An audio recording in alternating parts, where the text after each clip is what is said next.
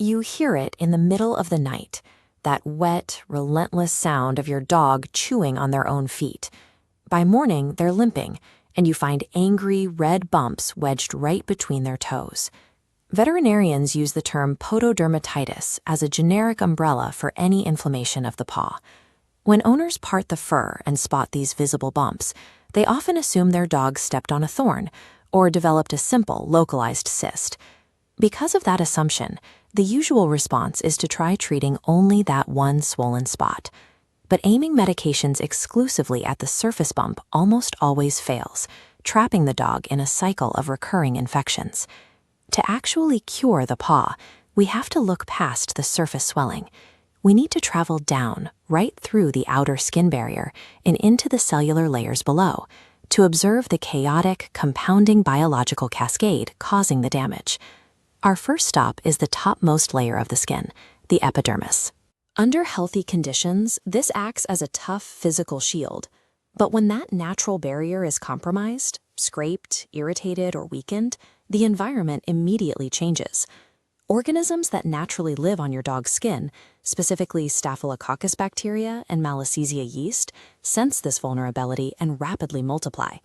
This wave of secondary invaders irritates the tissue, triggering the intense itchiness and angry red discoloration you see on the surface.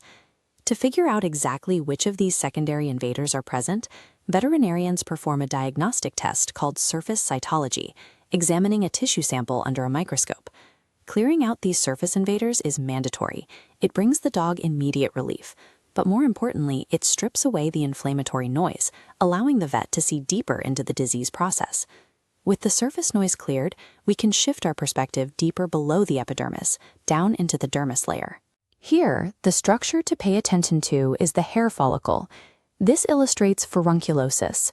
When deep bacterial infections or Demodex mites invade the hair follicle, it fills with bacteria and keratin proteins, swelling like a balloon under pressure. Eventually, it ruptures, spilling the trapped contents directly into the unprotected dermal tissue. This internal biological explosion is the exact origin of those massive, painful bumps, the interdigital cysts, that you see wedged between your dog's toes. Because these bumps are actually deep tissue ruptures rather than simple splinters, trying to squeeze them or apply a topical ointment on the surface is entirely ineffective. These recurring microscopic explosions are massive biological alarm bells. They tell us that a primary instigator has critically compromised the paw's entire ecosystem from the inside. This brings our focus away from the localized infection in the paw and back to the overall health of the dog. We have to ask the central medical question: why did the paw's natural skin barrier fail and allow these secondary infections to take hold in the first place? Once the veterinary team clears out the secondary infections, the surface noise we talked about, they can finally isolate the signal. They can search for the true underlying disease, known as the primary trigger. This conceptual map outlines the most common culprits. That single swollen paw can stem from an environmental or food allergy, an autoimmune disease attacking the nail beds, or a metabolic issue like hypothyroidism. Finding and treating this primary systemic trigger is the only way to stop the relentless cycle of microscopic follicular ruptures. Let's zoom back out to the macro level. This shows a severely infected paw before proper diagnosis, but here are the results of a methodical treatment plan.